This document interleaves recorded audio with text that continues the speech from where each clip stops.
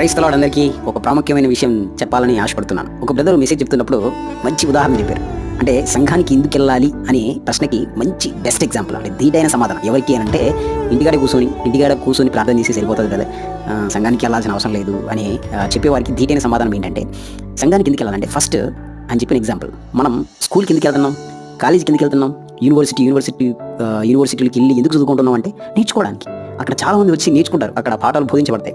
మీ ఇంటికాడే కూర్చొని ప్రిపేర్ అవుతా అని, అటెండెన్స్ వేయకోకుండానే ఇంటికాడే కూర్చొని ప్రిపేర్ అవుతా అని, స్కూల్కి వెళ్ళకోకుండా ఉంటే, కాలేజీకి వెళ్ళకోకుండా ఉంటే ఏమవుతుంది? ఫెయిల్ అవుతాం. అదేవిధంగా సంఘానికి ఎందుకు వెళ్ళాలంటే అక్కడ దేవుడి గురించి పాఠాలు నేర్పించబడతాయి. అది దేవుడి గురించి చెప్తారు, అక్కడ విశ్వాసం గురించి చెప్తారు, నిరీక్షణ గురించి చెప్తారు, దేవుని గురించి చెప్తారు, యేసుక్రీస్తు గురించి చెప్తారు, బాధల గురించి చెప్తారు, నిరీక్షణ గురించి చెప్తారు, పరలోకం గురించి చెప్తారు, నరకం గురించి చెప్తారు, మనిషి గురించి చెప్తారు, సృష్టి గురించి చెప్తారు, దేవుడు ఏమై ఉన్నాడో చెప్తారు. ఈ అన్ని విషయాలు సంఘంలో నేర్పించబడతాయి.